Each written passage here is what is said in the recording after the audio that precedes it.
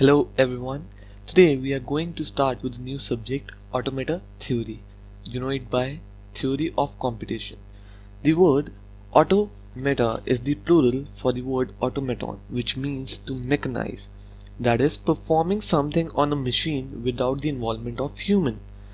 So performing something on a machine gives us advantage of greater speed and consistent output. The basic aim of studying this subject is to implement a computable process. Basically, we have to see that is a process computable. If yes, then we have to design a machine that can compute that process. So it's necessary for us to learn the formal language which is machine understandable so that we can provide machine with some instructions. Let's first understand the basic difference between a set and a sequence. Remember that order does not matter in the case of set, while it does in a sequence.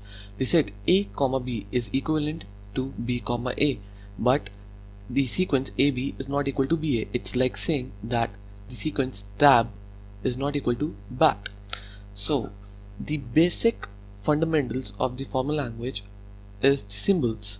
The symbols are the letter, digits, or any character you see, like A, B, 1, 2, dollar, hash. It could be any character.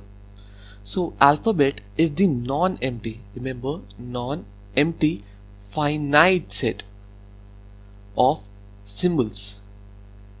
Like you could select any of the symbols and make your alphabet set, and it is usually represented by this symbol which you know as sigma.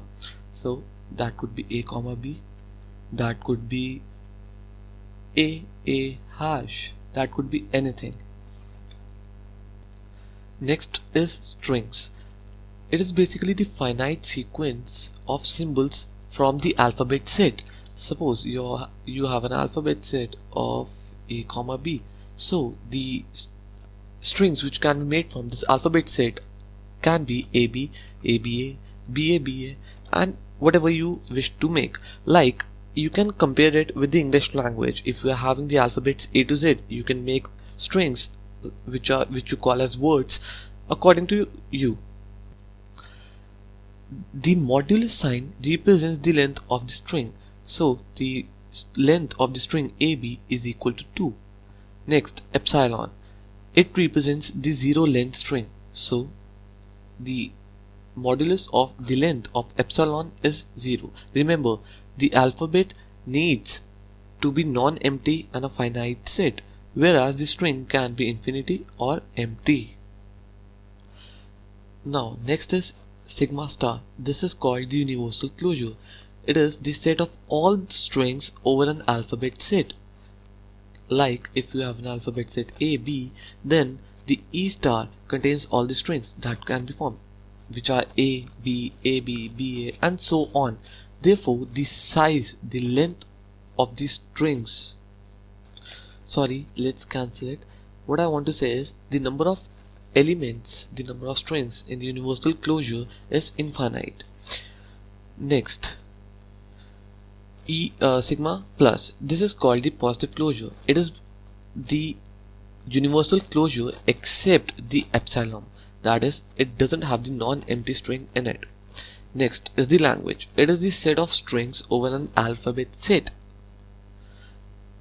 Sigma star was the set of all strings, whereas the language is the set of strings. So we can say that the language represented by L is a subset of sigma star, and L1 is the set of strings of length 1. L2 is similarly the strings of length 2, and so on. Sigma 1 is the set of all strings. As I have said, it is the set of all strings of length 1. So L1 can have a string A, whereas the sigma 1 should have all the strings of length 1. So if I have an alphabet set AB, then I can have the language as A, BAB, AB. You can have multiple languages on any alphabet set. So languages are of two types, finite and infinite. Finite denotes that the number of elements in the language, which number of strings are finite, and infinite means these number of strings are infinite. So if you have let's understand the concatenation part. If you are having a set AB and CD, then the concatenation of both the sets A and B gives you ABCD. So our universal closure is the concatenation of these strings, that is epsilon, the set of strings of length 1, 2, 3 and so on. So now comes the interesting part, which is the null string, which is denoted by phi and is different from the empty string epsilon that we will be discussing in the next video. And I am having hands-on on this technology for the first time, so I bet the oncoming videos will be better and better. See you.